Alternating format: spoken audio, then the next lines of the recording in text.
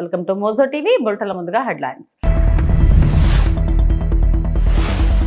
NDA parliamentary party భేటీ ప్రారంభం. ప్రధాని మోడీకి ఘన సన్మానం.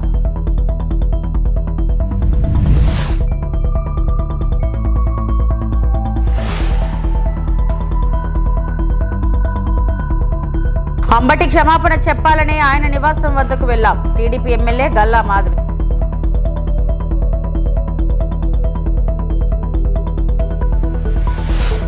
రంగాన్ని చంపితే తప్పేంటన్న వ్యక్తిని పదవితో సత్కరించింది జగన్ కాదా? మంత్రి నిమ్మల.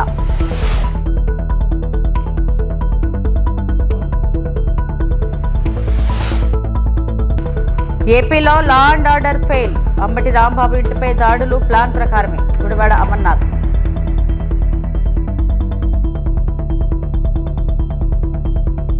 ఎన్డీఏ భాగస్వామ్య పక్షాల పార్లమెంట్ పార్టీ భేటీ ప్రారంభమైంది. పార్లమెంట్ కార్యకలాపాలకు ముందు ఎన్డీఏ ఎంపీలు ప్రధాని నరేంద్ర మోడీని సన్మానించారు. భారత్ తో ట్రేడ్ డీల్ అమెరికా అధ్యక్షుడు ట్రంప్ ఓకే చెప్పిన నేపథ్యంలో ఒప్పందం కోసం ప్రధాని చేసిన కృషికి గాను ఈ సన్మానం చేశారు. పార్లమెంట్ లో ప్రతిపక్ష అధికార పక్ష సభ్యుల మధ్య ప్రతిష్టంభన కొనసాగుతున్న నేపథ్యంలో ప్రభుత్వం నిర్వహిస్తున్న ఈ కీలక భేటీ ప్రాధాన్యం సంతరించుకుంది. ఇందులో భాగంగా ప్రతిపక్షాల విమర్శలపై స్పందనలు, పార్లమెంట్ లో అనుసరించాల్సిన వ్యూహాలపై ప్రధాని మోడీ ఎంపీలకు దిశానిర్దేశం చేయనున్నారు. మరోవైపు కాంగ్రెస్ నేతలు పార్లమెంటరీ పార్టీ ఆఫీసులో సమావేశమయ్యారు. సోమవారం లోక్సభలో ప్రతిపక్ష అధికార పక్షాల సభ్యుల మధ్య వాగ్వాదం జరిగిన నేపథ్యంలో ఇకపై పార్లమెంట్ లో లేవనెత్తాల్సిన ప్రశ్నలు, అనుసరించాల్సిన వ్యూహాలపై చర్చలు జరిపారు.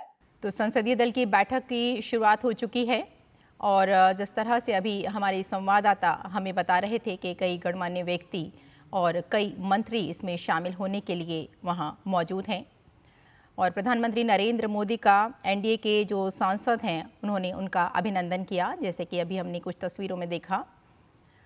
और ये बैठक काफ़ी अहम हो जाती है। इस बैठक में कई अहम मुद्दों को भी शामिल किया जाएगा और इस वक्त जो तस्वीरें आप देख रहे हैं इसमें प्रधानमंत्री नरेंद्र मोदी का अभिवादन किया जा रहा है, उनका स्वागत किया जा रहा है। ये बैठक एनडीए सांसदों के लिए भी काफ़ी महत्वपूर्ण हो जाती है। रक्षा मंत्री राजनाथ सिंह भी इस वक्त मौजूद हैं प्रधानमंत्री नरेंद्र मोदी के साथ और संसदीय दल की बैठक में शामिल होने के लिए सभी मंत्रीगण वहाँ पहुँच चुके हैं। और इस वक्त आप जो तस्वीरें देख रहे हैं इसमें तालियों के साथ प्रधानमंत्री नरेंद्र मोदी का स्वागत किया जा रहा है। వంగవీటి రంగాను రౌడీ అని దూషించి ఆయన్ను చంపితే తప్పేంటని గతంలో అనుచిత వ్యాఖ్యలు చేసిన వైకాపా నేత గౌతమ్ రెడ్డికి ఫైబర్ నెట్ చైర్మన్ పదవి ఇచ్చి సత్కరించిన చరిత్ర జగన్ రెడ్డిదని రాష్ట్ర మంత్రి నిమ్మల రామానాయుడు ధ్వజమెత్తారు. రంగా హత్య కేసు నిందితులు నేడు వైకాపాలో ఉండి నీతులు చెబుతున్నారని మండిపడ్డారు. పేరు చివర రెడ్డిని చేర్చుకున్న ముద్రగడ పద్మనాభం కాపుల గురించి మాట్లాడటం విడ్డూరంగా ఉందని ఎద్దేవా చేశారు. జగన్ మెప్పు కోసం ఆయన తన స్థాయిని తగ్గించుకుంటున్నారని పేర్కొన్నారు. మంగళగిరిలోని టీడీపీ కేంద్ర కార్యాలయంలో రామానాయుడు విలేకరులతో మాట్లాడారు. కాపు నాయకుడు అంబటి అని చెప్పి మేము అడుగుతూ ఉన్నాం. మరి ఆ రోజు కాపుల చిరకాల కోరికైనటువంటి కాపు రిజర్వేషన్ని అర్ధాంతరంగా ఒక జీవో ఇచ్చి ఆ రోజు జగన్మోహన్ రెడ్డి రద్దు చేస్తున్నప్పుడు ఈ అంబటి రాంబాబు గారి యొక్క నోరు ఎందుకు పెగలలేదు, ఎందుకు జగన్మోహన్ రెడ్డి గారిని మా రిజర్వేషన్లు రద్దు చేస్తున్నారని చెప్పి ఎందుకు ఆ రోజు ప్రశ్నించలేనిటువంటి పరిస్థితి. మరి మీ అందరికీ తెలుసు, స్వర్గీయ వంగవీటి మోహన్ రంగా, స్వర్గీయ వంగవీటి రాధ వీరందరూ కూడా కాపు సంబంధించినటువంటి మరి ఒక దైవ స్వరూపులుగా ఈవేళ మరి కాపులందరూ కూడా, అదే పేదలు, బడుగు బలహీన వర్గాలు కూడా రంగా గారిని ఆదర్శంగా స్ఫూర్తిగా చూస్తూ ఉంటారు. అటువంటి వంగవీటి మోహన్ రంగా ఒక రౌడీ అని గౌతమ్ రెడ్డి ఆ రోజు సంబోధించి, అటువంటి వంగవీటి మోహన్ రంగా రౌడీగా ఉన్నప్పుడు అతన్ని చంపితే తప్పేంటన్నటువంటి గౌతమ్ రెడ్డికి ఆ మాట అన్న 6 నెలలకే ఫైబర్ గిడ్ చైర్మన్, రాష్ట్ర చైర్మన్ ఇచ్చి మరి సత్కరించి నీ జగన్మోహన్ రెడ్డి చేసినప్పుడు ఎందుకు ఈ అంబటి రాంబాబుకి నోరు పెగలలేదని అడుగుతూ ఉన్నాం. మరి ఇంత సాక్షాత్తు మనందరం కూడా ఒక నాయకుడిగా కొలిచేటువంటి వంగవీటి మోహన్ రంగా గారిని ఉద్దేశించే ఒక రౌడీ ఆయన చంపితే తప్పేంటని ప్రశ్నించినటువంటి గౌతమ్ రెడ్డికి ఫైబర్ గిడ్డి చైర్మన్ రాష్ట్ర పదవి ఇచ్చి మరి జగన్మోహన్ రెడ్డి గౌరవించాడని అంటే ఈవేళ కాపుల పట్ల మరి కాపు సమాజం పట్ల జగన్మోహన్ రెడ్డికి ఉన్నటువంటి ఆ యొక్క సీఎం చంద్రబాబు గురించి వైకాపా నేతలు ఇష్టానురీతి మాట్లాడుతున్నారని టీడీపీ ఎమ్మెల్యే గల్లా మాధవి ఆగ్రహం వ్యక్తం చేశారు. కనీసం క్షమాపణ కూడా చెప్పకుండా ఎదురుదాడి చేస్తున్నారని మండిపడ్డారు. గుంటూరులో నిర్వహించిన మీడియా సమావేశంలో ఆమె మాట్లాడారు. టీడీపీ నేత అంబటి రాంబాబు కుమార్తె చేసిన విమర్శలపై గల్లా మాధవి స్పందించారు. మిమ్మల్ని ఓడించింది ఎందుకు? అడుగుతామనే కదా. 11 సీట్లకు మిగిల్చింది ఎందుకు? ప్రజలందరూ భయపడి మిమ్మల్ని ఇళ్లలో కూర్చోబెట్టింది ఎందుకు? మేము అడుగుతామనే కదా. మరి అడగకపోతే అడగడానికే కదా నేను వచ్చాను. చేతులు 2 ఇలా పట్టుకొని కట్టుకొని నేను వచ్చాను.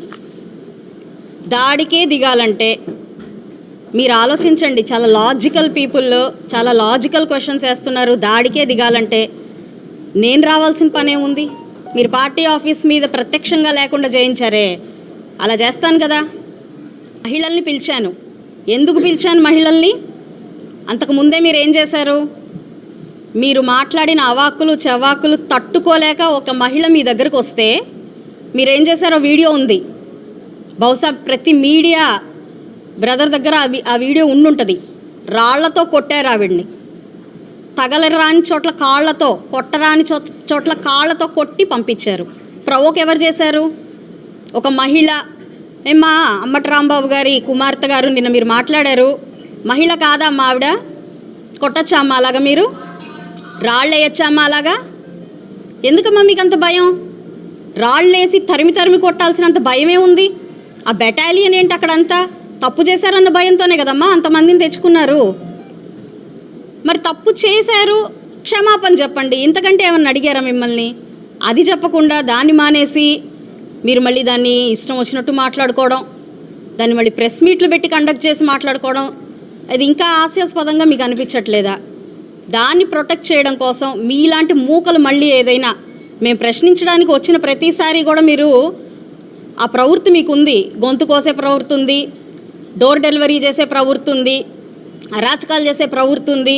కాబట్టి ఆడపిల్లగా తట్టుకోలేక, ఒక నాయకురాల్లాగా తట్టుకోలేక మిమ్మల్ని ప్రశ్నించడానికి, మాకు సారీ చెప్పడానికి, దాన్ని డిమాండ్ చేయడానికి మీ ఆఫీస్ దగ్గరికి, మీ నాన్నగారు ఆఫీస్ దగ్గరికి నేను వచ్చి డిమాండ్ చేయడం జరిగింది. దానికి మీరు సరిగ్గా కనీసం లోపలికి వెళ్ళి ఆవిడ అలా అడుగుతుంది చెప్పండి. మీరు ఆల్రెడీ చెప్పారు కదా నేను అలా చేసి ఉండకూడదు అని. అదే మరి అందరూ వినేటట్టు చేస్తే అయిపోయేది కదా. మీరు మాట్లాడే ఆ సాక్షి టీవీ ముందో లేకపోతే మీరు యూట్యూబుల్లో మాట్లాడే మాటలో ఎవరు చూస్తారు? ఒక రాష్ట్ర ప్రజలు, రాష్ట్ర నాయకుడిని మీరు ఇష్టం వచ్చినట్టు మాట్లాడి దానికి బహిరంగంగా క్షమాపణ చెప్పకపోతే మెసేజ్ ఏమి ఇచ్చినట్టమ్మా నెక్స్ట్ జనరేషన్ కిడ్స్కి? మరి దాన్ని నేను అడగడం తప్పయిందా మీకు? నేను చెయ్యి ఎత్తితే వాళ్ళు ఆగారట, చెయ్యి దించగానే వాళ్ళు వెళ్ళారట. I think reverse. చెయ్యి ఎత్తగానే వాళ్ళు వెళ్ళిపోయారట, చెయ్యి దించగానే వాళ్ళు ఆగారట. మీరు దాన్ని షూట్ చేశారమ్మా? బయటకు వచ్చి మీరు చూసారా? వెనకాల ఎవరున్నారో కూడా తెలియదు. ఫిబ్రవరి 7న ఎమిగ్నూరుకు ముఖ్యమంత్రి రాక. ఎమిగ్నూరు మండలం కల్లుగొట్ల గ్రామంలో సీఎం పర్యటనకు పగడ్బందీగా ఏర్పాట్లు.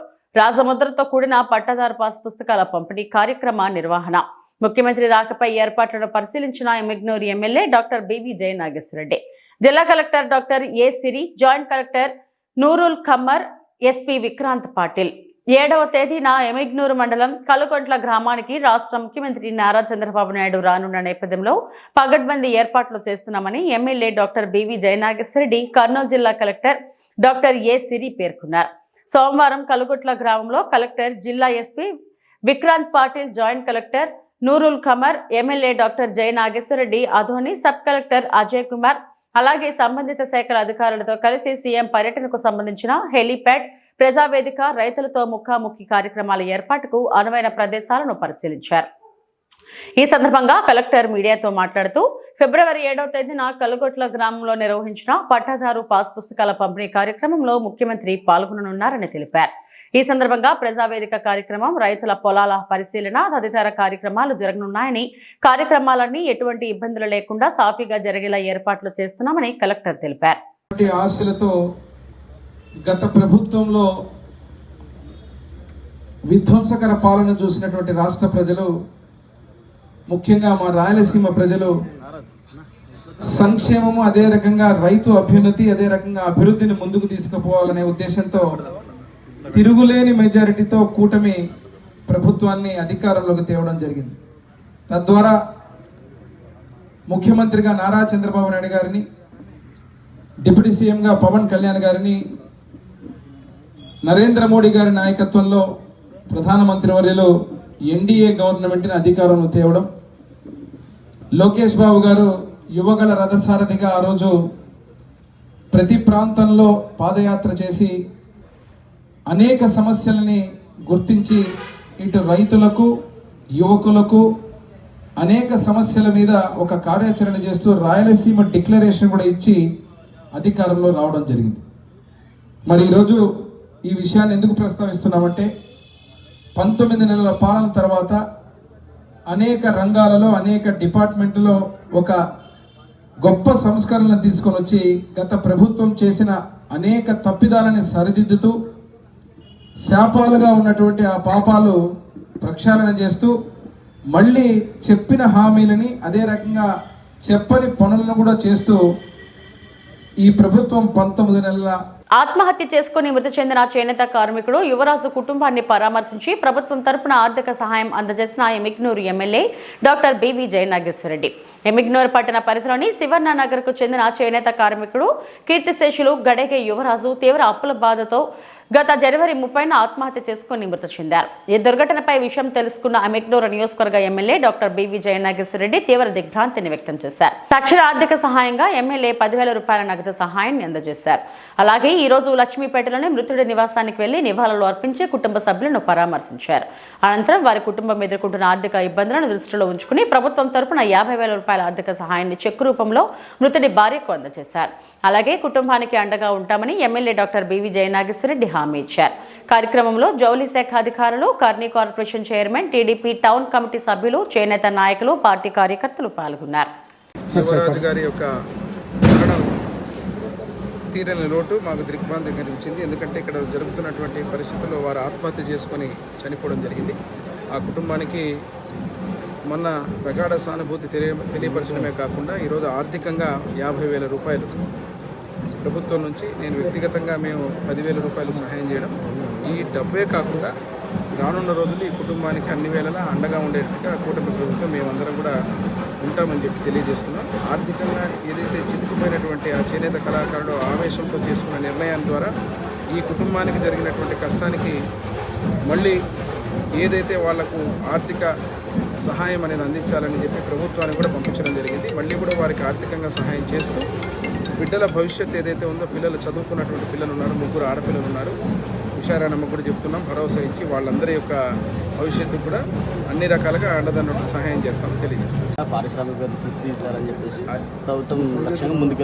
ఈ ఆత్మహత్యలన్నీ జరగడానికి కారణం ఏదైతే ఉందో, ఇక్కడ చేనేత కళాకారుల యొక్క నైపుణ్యాన్ని ఇక్కడ పూర్తిగా మార్కెటింగ్ కానీ, వారికి వేజెస్ కానీ, ఒక పరిశ్రమ కానీ లేకపోవడం.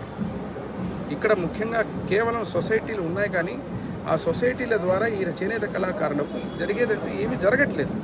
నేను అందుకే ప్రత్యేకంగా ముఖ్యమంత్రి గారికి, మా యువ నాయకుడు నారా లోకేష్ బాబు గారితో యువగళం పాదయాత్ర కూడా ప్రత్యేకంగా చెప్పడం, 77 ఎకరాలు ఎంఎస్ఎంఈ పార్క్ ఇక్కడ శాంక్షన్ చేయడం, నిన్ననే క్యాబినెట్లో చూశారు మీరు, ఎమ్మెగనూరులో ఉన్నటువంటి 22 ఎకరాలు హ్యాండ్లూమ్ పార్క్కి ఆమోదం తెలపడం, రేపు 7వ తేదీ ముఖ్యమంత్రి వారు కూడా వస్తున్నారు. మరి వారి చోట ఈ యొక్క హ్యాండ్లూమ్ పార్క్ యొక్క నెక్స్ట్ జరగబోయేటువంటి స్టేజ్ ఏదైతే ఉందో దాన్ని, ఆ పరిశ్రమని కార్యరూపం దాల్చి ఇక్కడ ఇటువంటి చేనేత కళాకారులందరూ కూడా ఉపాధి కల్పించి వారి కళకు మళ్ళీ నిజమైనటువంటి విలువ, అదే రకంగా ఈ ఆర్థిక కష్టాలు లేకుండా ఉండే విధంగా అన్ని రకాలుగా చర్యలు తీసుకుంటూ ఎమ్మెగనూరు పరిధి వరకు చెప్తున్నాను నేను.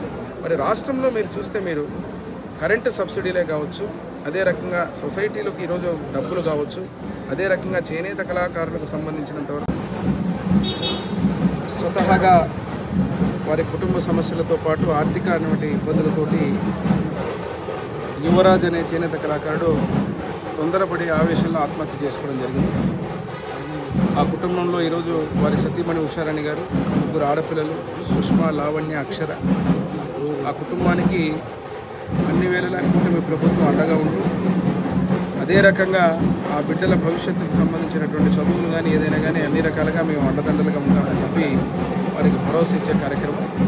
అంతేకాకుండా ఈరోజు వెంటనే ఆర్థిక సహాయం ఒక 50,000 రూపాయలు మళ్ళీ ప్రభుత్వం తరఫున మళ్ళీ కూడా ఇంకా గవర్నమెంట్కు వీరి యొక్క కష్టాలు, వీరు ఏ రకంగా ఇబ్బందుల్లో ఉన్నారనే దాని మీద ఆ వివరాలతో పాటు ఆర్థిక వివరాలతో పంపించడం జరిగింది గవర్నమెంట్కు. త్వరలోనే దాంట్లో కూడా మళ్ళీ ఆర్థికంగా ప్రభుత్వం నుంచి కూడా సహాయం చేసే కార్యక్రమం చేస్తూ ఈ కుటుంబానికి పూర్తిగా అండగా ఉంటామని చెప్పి తెలియజేస్తున్నాం. ఏపీలో లా అండ్ ఆర్డర్ పూర్తిగా ఫెయిల్ అయిందని మాజీ మంత్రి వైఎస్ఆర్సీపీ నేత గుడివాడ అమర్నాథ్ ధ్వజమెత్తారు. ప్లాన్ ప్రకారమే అంబటి రాంబాబుపై ఆయన ఇంటిపై దాడులకు పాల్పడ్డారని మండిపడ్డారు. విద్వేషాలు రెచ్చగొట్టే విధంగా కూటమి నేతలు ఫ్లెక్సీలు పెడుతున్నారని, ప్రధానంగా తిరుపతి లడ్డూపై తప్పుడు ప్రచారం చేస్తూ ఫ్లెక్సీలు ఏర్పాటు చేస్తున్నారని విమర్శించారు. విశాఖ నుంచి మీడియాతో మాట్లాడిన అమర్నాథ్ అంబటి రాంబాబు ఇంటిలోకెళ్లి పచ్చి మొక్కలు విధ్వంసం సృష్టించడమే రాష్ట్రంలో లా అండ్ ఆర్డర్ విఫలమైందనే దానికి ఉదాహరణ అని అన్నారు. పచ్చ మూకలను చెదరగొట్టే అవకాశం ఉన్నా పోలీసులు పట్టించుకోలేదన్నారు. జోగి రమేష్ ఇంటిపై ఏకంగా పెట్రోల్ బాంబులే చేశారు. పక్కా ప్లాన్ ప్రకారమే దాడులు చేస్తూ లడ్డు ఇష్యూను డైవర్ట్ చేస్తున్నారు. తిరుపతి లడ్డు వ్యవహారంలో చంద్రబాబు కుట్ర బయటపడుతుందని డైవర్షన్ పాలిటిక్స్. తిరుపతి లడ్డు చంద్రబాబు కుటుంబ భూదోపిడిని డైవర్షన్ చేసేందుకు దాడులోని ఆగ్రహం వ్యక్తం చేశారు. ఇవన్నీ దేనికనంటే తిరుపతి లడ్డు వ్యవహారంలో మనం చేసినటువంటి పెద్ద కుట్ర, ఇందులో మనం సఫలీకృతం అవ్వలేదు, మనం రాజకీయంగా దెబ్బతిన్నాం అనేటువంటి ఈ కూటమి ప్రభుత్వం తాలూకా ఆలోచనని, ప్రజల తాలూకా దృష్టిని మరల్చాలి, డైవర్ట్ చేయాలనేటువంటి ఉద్దేశంతో చేపట్టినటువంటి ఇష్యూస్ ఇవి. రెండో పక్క మేజర్గా రెండు ఇష్యూస్ ఏవైతే మేజర్గా ఉన్నాయో ఈ రెండు ఇష్యూస్ని రాష్ట్రంలో ఉన్నటువంటి ప్రజల నుంచి డైవర్ట్ చేయడానికి టేకప్ చేసినటువంటి ఒక పెద్ద విధ్వంసం అయితే, ఒకటి తిరుపతి లడ్డూకు సంబంధించినటువంటి వ్యవహారం ఒకటైతే, రెండోది విశాఖపట్నంలో ఉన్నటువంటి గీతం సంస్థకి, అంటే చంద్రబాబు నాయుడు గారి తాలూకా కుటుంబం చేస్తున్నటువంటి భూదోపిడీని, ఈ 5,000 కోట్ల రూపాయల భూదోపిడీ ఏదైతే ఉందో దీని నుంచి కూడా ప్రజల తాలూకా దృష్టిని మరల్చాలనేటువంటి ఒక ఉద్దేశంతో చేపట్టినటువంటి ఇష్యూస్. ఒకటి తిరుపతి లడ్డు, రెండు చంద్రబాబు నాయుడు గారి కుటుంబం భూదోపిడీ. ఈ రెండు సబ్జెక్ట్స్ ని ప్రజల్లో పెద్ద ఎత్తున చర్చ జరుగుతూ ఉంది అనేటువంటి ఒకే ఒక నెపంతో చేపట్టినటువంటి విధ్వంసం ఇదంతా కూడా. అంటే మీరు ఈ రకంగా విధ్వంసం చేస్తే, రాష్ట్రంలో ప్రభుత్వం ఈ రకంగా వ్యవహరిస్తూ ఉంటే, లా అండ్ ఆర్డర్ అనేటువంటిది రాష్ట్రంలో లేకపోతే ఇంక ఈ రాష్ట్రంలో పెట్టుబడులు పెట్టడానికి ఎవరు వస్తారు? ఈ రాష్ట్రంలో ఉండడానికి ఎవరు ఇష్టపడతారు? ఈ రాష్ట్రంలో లా అండ్ ఆర్డర్ లేదనేటువంటి పరిస్థితులు తీసుకుని వస్తే ఈ రాష్ట్రం తాలూకా పరిస్థితులు ఏంటి? తీరా స్థానిక ప్రజాప్రతినిధి, స్థానిక పార్లమెంట్ సభ్యులు ఆయన ట్వీట్లో ఒకటి తెలియజేశారు. ఆయన ఏమంటాడు, వైఎస్ఆర్ కాంగ్రెస్ పార్టీ ఇది 5,000 కోట్ల రూపాయల భూమి అని చెప్పి చెప్తా ఉంది, ఓ ప్రచారం చేస్తూ ఉంది, దీని విలువ అంత కాదు 1,000 కోట్లే అని చెప్పి చెప్తున్నాడు. అంటే ఒప్పుకున్నాడు కదా, నేను 1,000 కోట్ల రూపాయల భూమిని దోపిడీ చేశానని. ఆయన లెక్క ప్రకారం ఆయన 1,000 కోట్లు. ఆయన జగన్మోహన్ రెడ్డి గారు పెట్టినటువంటి ట్వీట్కి వారు సమాధానం ఇస్తూ 2 పాయింట్ని వారు అందులో ప్రస్తావించారు. మొదటిది ఏంటంటే, జగన్మోహన్ రెడ్డి గారు ఇది 5,000 కోట్ల రూపాయల భూమి అని అంటున్నారు. ఇది 5,000 కోట్ల రూపాయలు కాదు, ఇక్కడ గజం 65,000 రూపాయలు మాత్రమే ఉంది.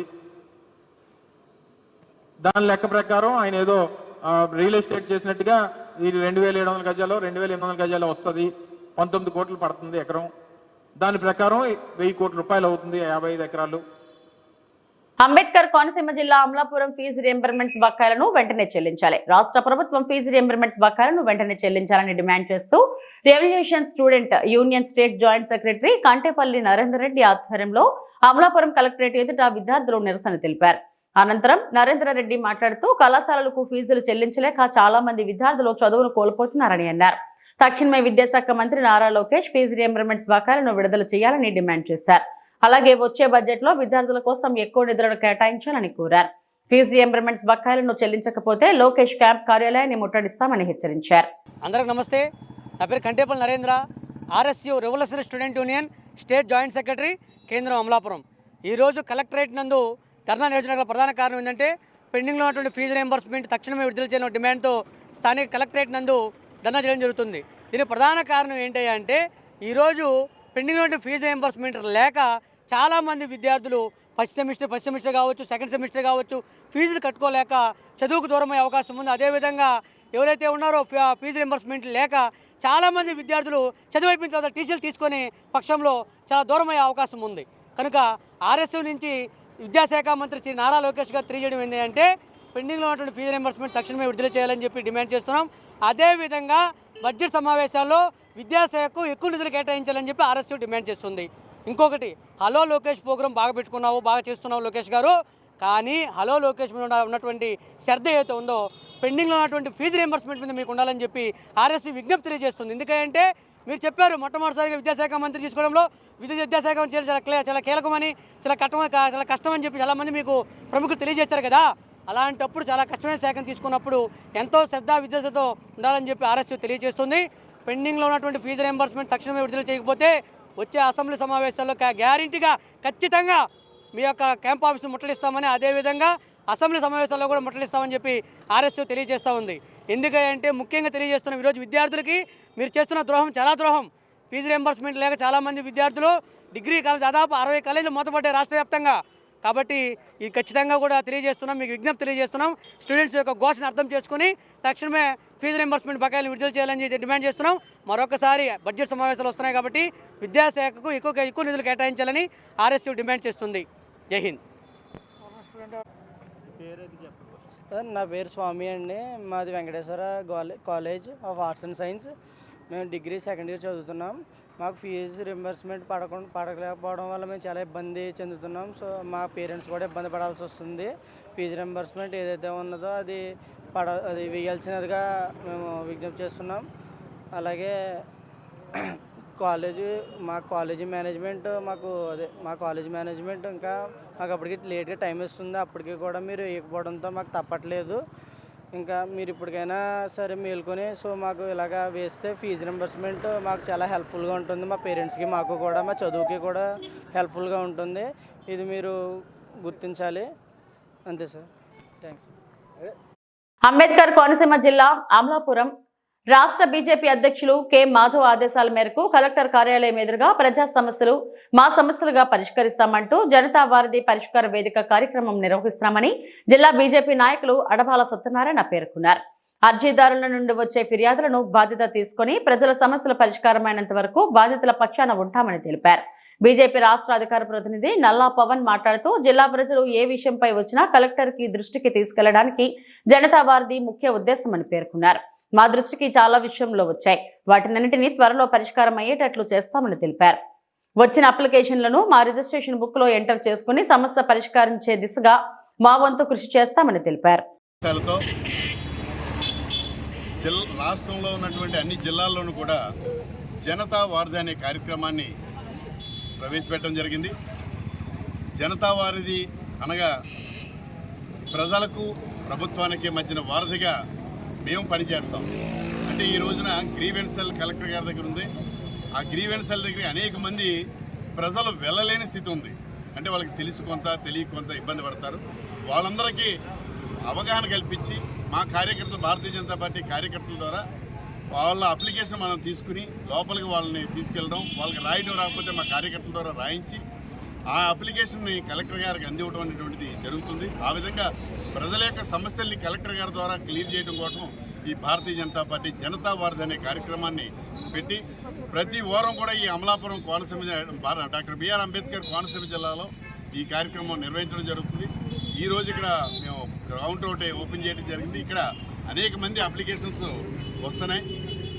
ఒకటైతే ఇక్కడ ఓకలగారు గ్రామంలో బెల్ట్ షాపులు ఉన్నాయి. ఆ బెల్ట్ షాపులు అనేక సార్లు వాళ్ళు ఇళ్ల మధ్యన ఉన్నటువంటి బెల్ట్ షాపులు తీయాలని, అక్కడే టెంపుల్ ఉంది, అమ్మవారి టెంపుల్. ఆ టెంపుల్ ఉన్నా సరే వాళ్ళు అనేక సార్లు మీకు చెప్పినా కూడా ఎవరు పట్టించుకునే పరిస్థితి ఉందని చెప్పేసి వాళ్ళు ఒక రిప్రజెంటేషన్ కలెక్టర్ గారికి ఇవ్వమని మాకు ఇవ్వడం జరిగింది. రెండవది డఫ్ అండ్ డంప్ ఎవరైతే ఉన్నారో వాళ్ళకి పెన్షన్ అనేటువంటిది రావట్లేదని, అలాగే వేరే ఇవి ఇప్పటివరకున్న బులెటిన్ అప్డేట్స్. నమస్తే.